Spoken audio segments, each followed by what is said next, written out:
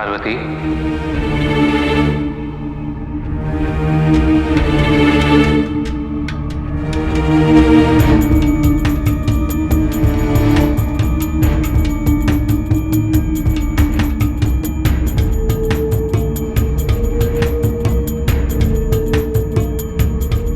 इतनी व्याकुलता क्यों पार्वती?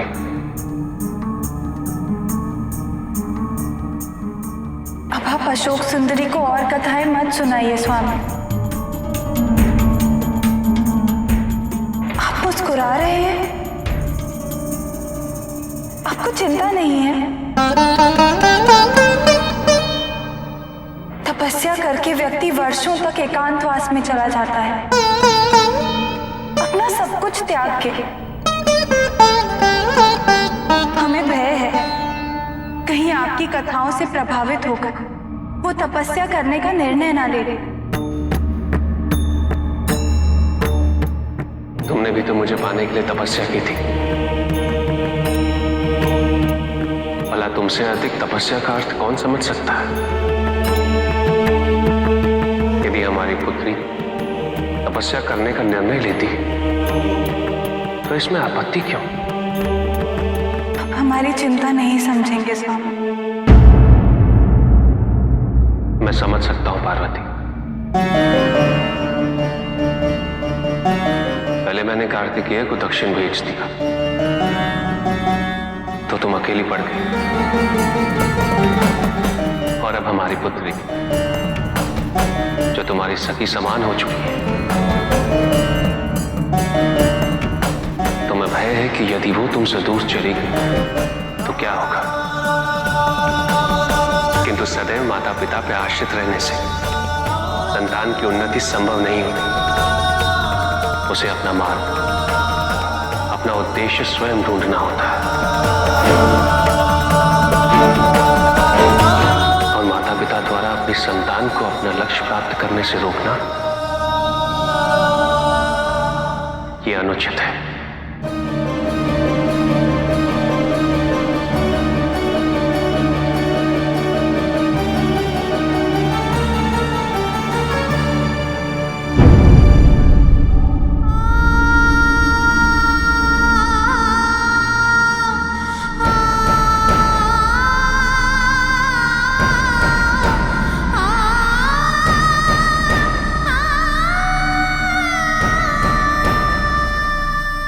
हम शत्रु नहीं हैं अपनी पुत्री के।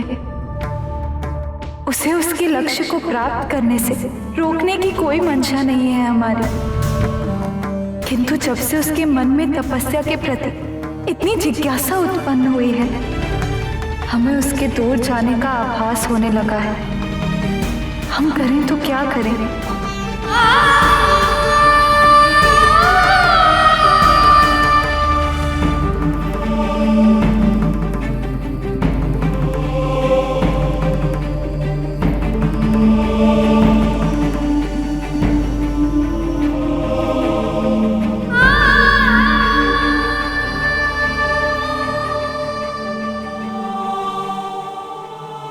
पुत्री,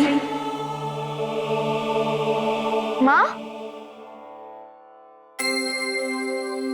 पुत्री, तुम सदैव कार्तिकेय के बारे में पूछती थी ना। अपने भ्राता से मिलना चाहती हो?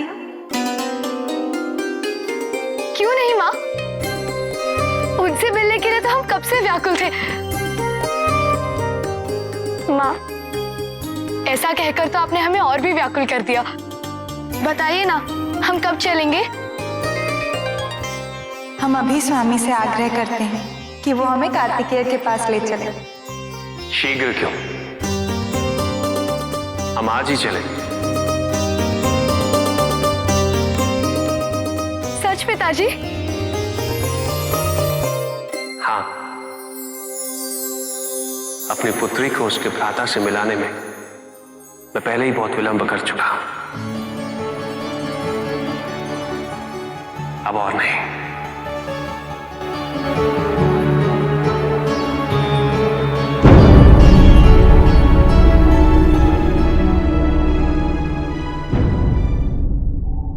आपको मेरी मंशा पे संदेह क्यों है?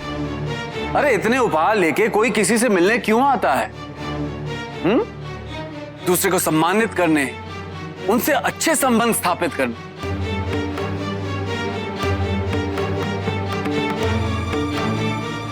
पिछली बार जब कार्तिकेय से भेंट हुई थी तब परिस्थितियां विपरीत थी।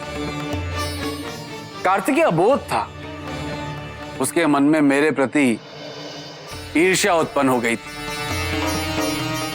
कि महादेव ने स्वर्ग का आधिपत्य मुझे सौंपा और उसे नहीं। कार्तिकेय को कैलाश छोड़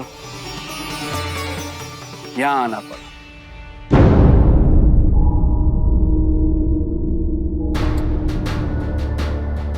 केवल शिवपुत्र ही देवराज इंद्र को इतनी प्रतीक्षा करा सकते।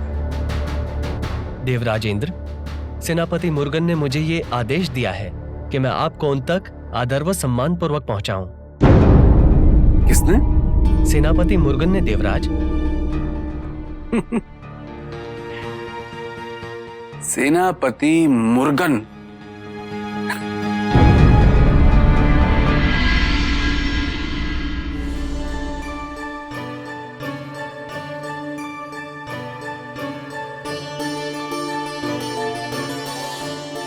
माँ, हमें तो कुछ समझ में नहीं आ रहा है। आप भी हमारी सहायता नहीं कर रही हैं। हम तो पहली बार भैया से मिलने वाले हैं। आप ही को पता होगा ना कि उन्हें क्या अच्छा लगता है, क्या नहीं। बताइए ना, हमें उनके लिए क्या भेंट लेकर जानी चाहिए जिसे देख के वो प्रसन्न हो उठे। पुत्री, हम अवश्य जानते हैं कि कार्तिकेय को क्या अच्छा लगता है और हमने उसी के अनुसार व्यंजन भी बना लिए। किंतु तुम उसे क्या भेंट दोगी कि हम कैसे बता सकते हैं?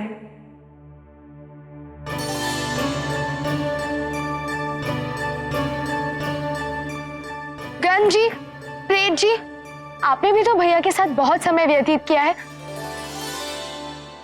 आप ही कुछ सुझाव दीजिए कि हमें उनके लिए क्या उपहार लेकर जाना चाहिए। सुझाव?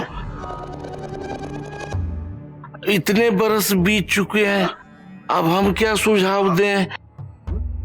हाँ, इतने वर्ष बीत चुके हैं, अब पता नहीं उन्हें क्या अच्छा लगता होगा और क्या नहीं।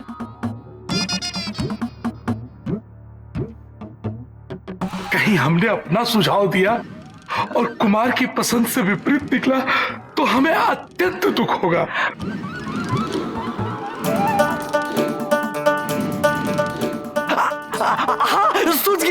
सूझ गया, हमें सूझ गया। क्या सुझाव? यही कि आप कुमार को क्या भेंट करेंगी। अरे तो बोलिए ना, शीघ्र बताइए। हाँ, बताता हूँ। बताइए ना प्रेत जी। भूल गया।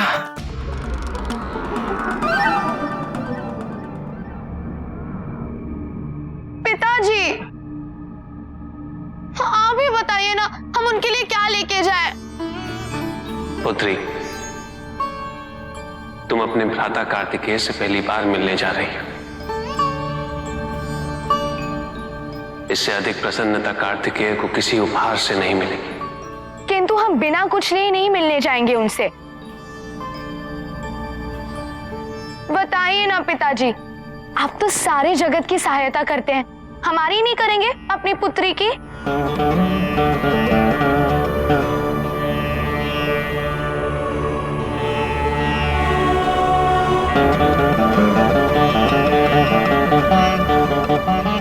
कार्तिकेय सिंहासन पर राज नहीं करता, अपितु अपनी प्रजा के हृदय में राज करता है। उसने अपने मन पर पूरी तरह नियंत्रण पा लिया है। अब वो अपने मन को विचलित नहीं होने देता। अर्थात जो न केवल अपने मन पर राज करते हो, अपितु सबके हृदय पर भी। भेंट उनके योग्य ही होनी चाहिए। हम समझ गए, हमें उनके लिए क्या लेकर जाना चाहिए। गंजी, प्रीत जी, आइए हमारे साथ। भैया के उपहार की व्यवस्था करें। चलिए।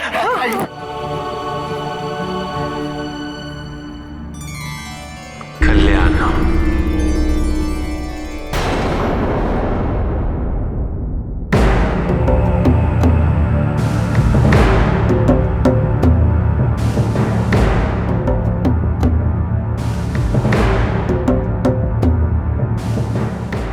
यदि महादेव ने इन्हें अपनी हथेली पे न रखा होता, क्या इनके लिए तारकासुर का वध करना संभव हो पाता? क्या आप इस विजय का श्रेय अपने से कहीं अधिक अपने माता पिता को नहीं देना चाहेंगे?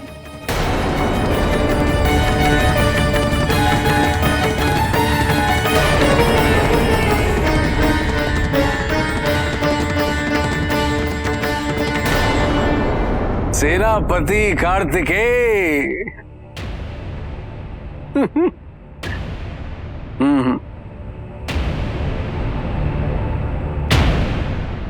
सेनापति मुर्गन, यहां दक्षिण में आपको सब आदर पूर्वक सेनापति मुर्गन पुकारते है ना? सेनापति मुर्गन, कैसे हैं आप? मैं जानता हूं आप क्या सोच रहे हैं। यही ना कि मैं यहां क्या कर रहा हूं?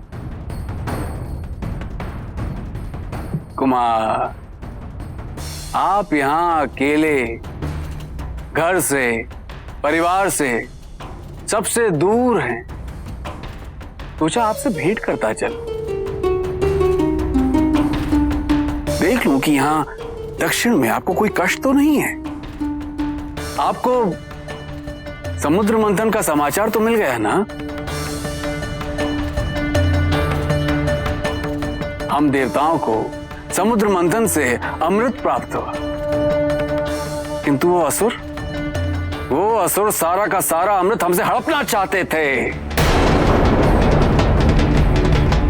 किंतु आपको जानकर प्रसन्नता होगी कि हमने सब कुछ आपके बिना ही प्राप्त कर लिया। हाँ, आप होते तो अच्छा होता, नहीं थे तो भी अच्छा ही हुआ।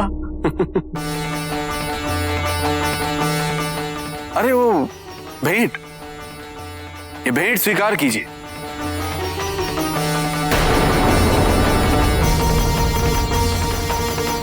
आने का समय ही नहीं मिल रहा था, इसीलिए थोड़ा विलंबित हो गया। लीजिए लीजिए। एक राजा की ओर से उसके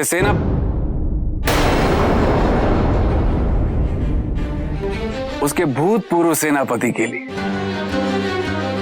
लीजिए लीजिए।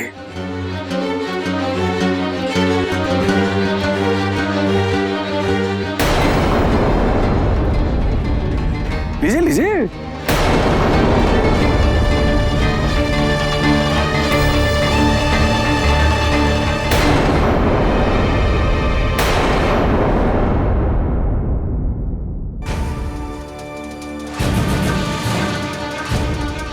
मेरे लिए इनमें और मिट्टी में कोई अंतर नहीं है।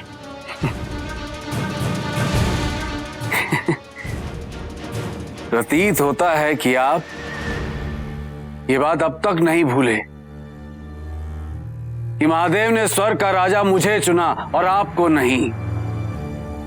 प्रतीत होता है कि आप अभी तक नहीं समझे कि ये सिंहासन के बारे में नहीं है, और यदि मोह सिंहासन का भी होता ना, तो वो मैं आपसे ले ही लेता। अब तक तो आपको इतना विश्वास हो ही जाना चाहिए, किंतु नहीं, आपने सदैव मुझे आंकने में भूल की है। मेरा उद्देश्य केवल अपने माता पिता द्वारा दिए गए दायित्व की पूर्ति करना है, जन कल्याण करना है, और यही मेरा धर्म भी है। जाइए देवराज और निश्चिंत होकर लौटिए। और अपने दायित्व को पूर्ण करने में ध्यान लगाइए। इतनी असुरक्षा देवताओं के राजा को शोभा नहीं देती।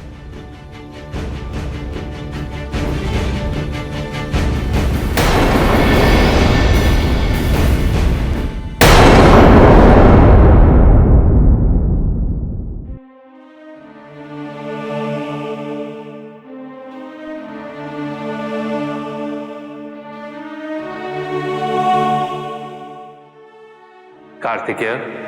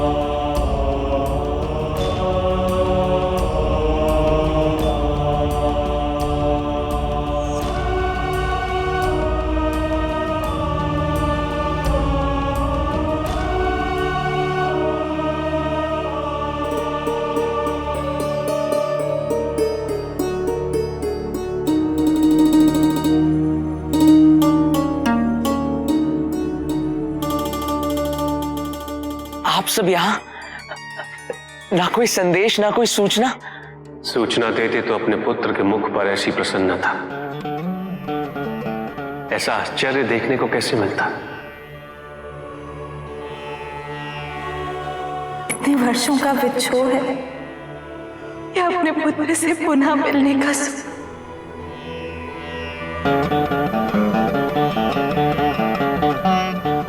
जो ये अश्रु बनकर बह रहे हैं,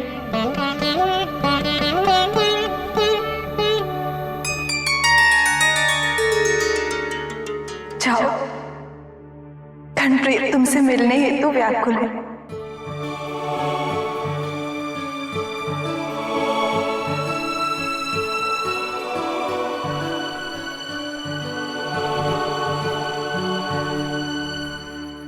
कैसे हैं आप सब? अच्छे ही होंगे।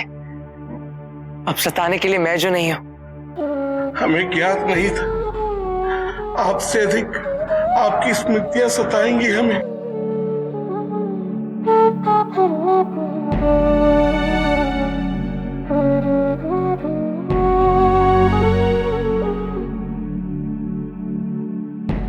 मैंने आज ही आप सबका स्मरण किया था और मैं विचलित हो उठा, किंतु सबसे अधिक स्मरण तो मैंने अब मेरी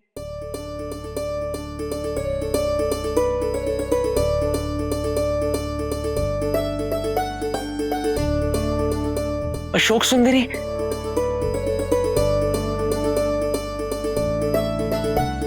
मेरी बहन वो नहीं आई। अपने भैया से मिलने कैसे नहीं आती?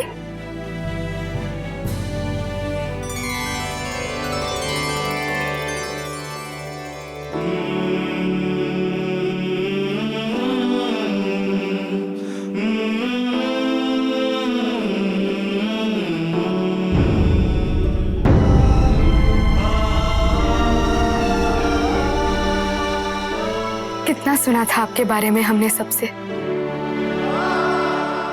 आपने हमारे बारे में नहीं सुना था? सुना था। कभी हमसे मिलने की इच्छा नहीं होती थी?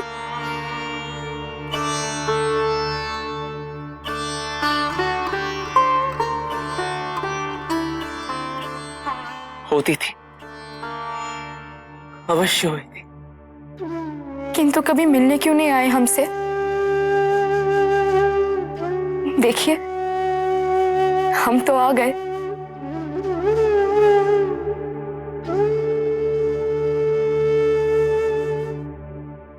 महादेव, माता, कहीं मैं स्वप्न तो नहीं देख रहा। इस भूमि पे पुनः आपके चरण कमल पड़े हैं। यहां जन्म लेने वाला प्रत्येक व्यक्ति धन्य हो गया है।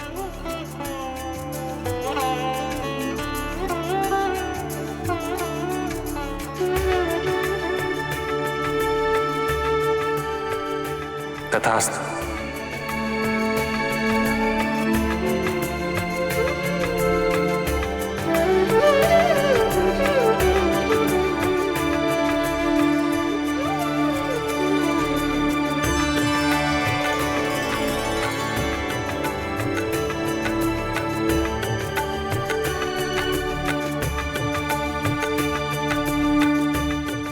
मुझे क्षमा कर दीजिए।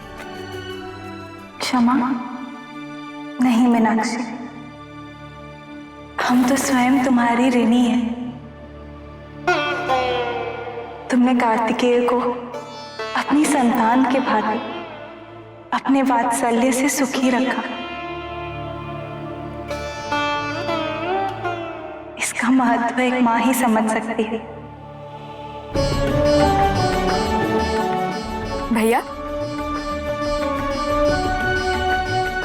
हमें अपना महल नहीं दिखाएंगे? दिखाऊंगा, अवश्य दिखाऊंगा।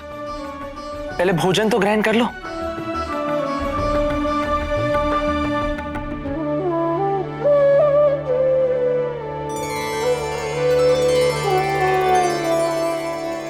आज सेनापति मुर्गन पेट भरकर ही नहीं बल्कि मन भरकर खाना खाएंगे। आज आप जो अपने हाथों से इन्हें खिला रही हैं।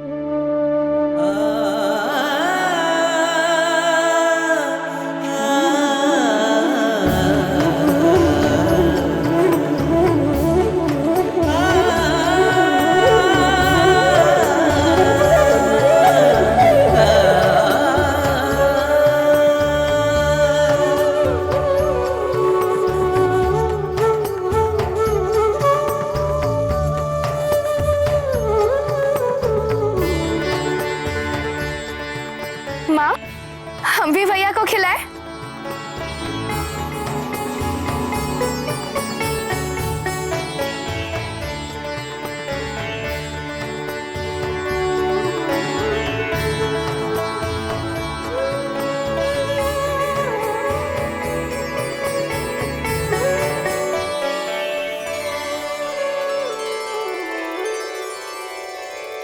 बस बस, अब मेरा पेट भर गया है। चलो, अब मैं तुम्हें महल दिखाता हूं। चलिए। हम अभी आते हैं।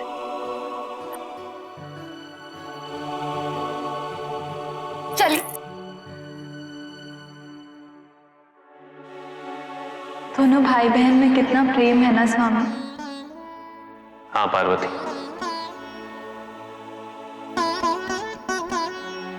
इन दोनों को देखकर यह आभास ही नहीं हो रहा कि आज ये पहली बार मिले।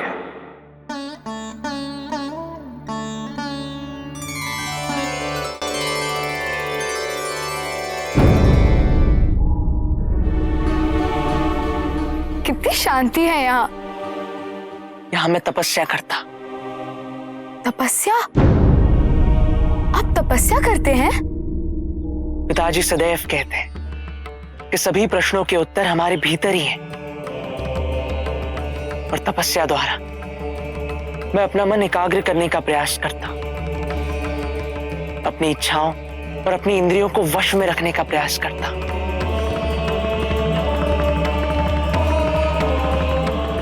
तपस्या मुझे अपने सत्य से और अपनी वास्तविकता से कभी दूर नहीं होने देती, कभी भ्रमित नहीं होने देती मुझे। निरंतर आध्यात्मिक उद्विकास और उत्थान, जो कि प्रत्येक जीवन का उद्देश्य है, उसका एकमात्र उपाय है तपस्या। तो क्या हमें भी तपस्या करनी चाहिए? जिसके पिता स्वयं योगेश्वर हो और जिनकी माता स्वयं आदि शक्ति पार्वती, उसका तपस्वी बनना पूर्व नियत ही नहीं, अपितु उसका धर्म है। और यदि तुम तपस्या से विमुख रहे तो तुम्हारा व्यक्तिगत विकास, तुम्हारी आत्मोन्नति संभव कैसे हो पाएगी बहन?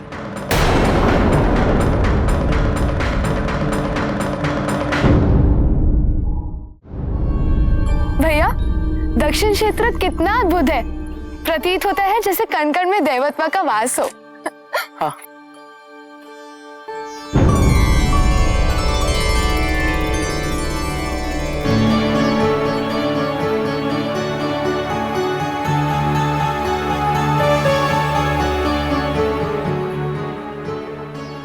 भैया ये तो हाँ, दक्षिण आने के पश्चात मैंने यहाँ एक छोटा सा कैलाश बसा लिया था।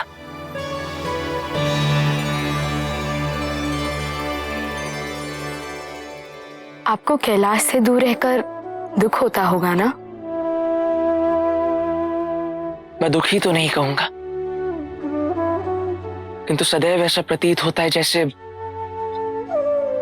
जीवन संपूर्ण नहीं है। तो फिर आप कैलाश वापस क्यों नहीं चलते? नहीं, असुर केवल इसी प्रतीक्षा में रहते कि कब मैं दक्षिण से दूर जाऊं और कब वो आक्रमण करते। नहीं बहन, मैं दक्षिण को छोड़कर नहीं आ सकता। किंतु आप कभी तो आएंगे ना हमसे मिलने? अवश्य। हमारे विवाह से पूर्व? विवाह? हाँ, माँ ने कहा है हमारे स्वामी का नाम नाहुष है। नाहुष? ये नाहुष कौन है? हमारे होने वाले स्वामी।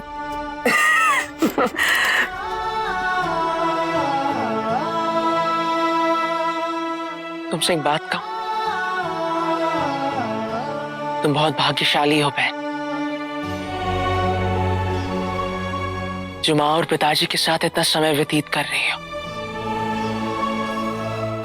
मुझे तो ऐसा अवसर कभी मिला ही नहीं, और इसलिए मैं जानता हूं वो एक एक क्षण जो मैंने कैलाश पर व्यतीत किया है वो कितना अमूल्य है। और इसी प्रकार जो तुम्हारा एक एक क्षण कैलाश पर माता पिता के साथ व्यतीत हो रहा है, वही स्मृतियां सदैव तुम्हारे साथ रहेंगी। किसी एक भी क्षण को व्यर्थ मत जाने देना बहन, कभी नहीं।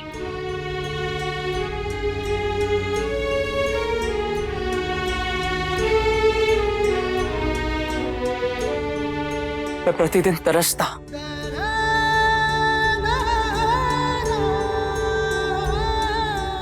अपने माता पिता की सेवा करने के लिए, उनके चरण स्पर्श करने के लिए, उनके दर्शन पाने के लिए, उनके मधुर स्वर से अपना नाम सुनने के लिए।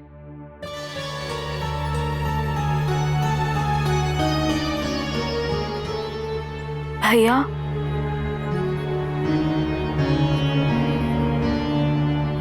तुम ये बता, क्या माँ मेरा स्मरण करती है? करती थी, किंतु हमारे जन्म से पूर्व।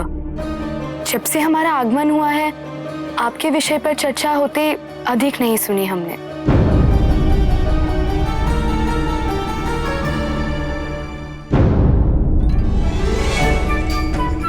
ईर्ष्या तो नहीं हो रही?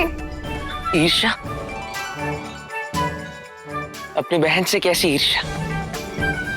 यदि माँ और पिताजी तुम पर अपना सारा प्रेम भी लुटा देना, फिर भी मुझे सदैव प्रसन्नता ही होगी। और यदि हम बहन ना होकर भाई होते तो? ऐसा कभी नहीं होता, क्योंकि मेरे होते हुए मां को एक और पुत्र की आवश्यकता हो ही नहीं सकती, कभी नहीं। पुत्र, निकट भविष्य में तुम्हारी धारणाओं, तुम्हारे विश्वास को चुनौती देने के लिए नई नई परिस्थितियां उत्पन्न होती रहेंगी, जो तुम्हारे मन में नई भावनाओं का बीजारोपण करेंगी। तुम्हें उनका सामना करना सीखना होगा। तुम्हारी ये तपस्या अभी शेष है कार्तिकेय।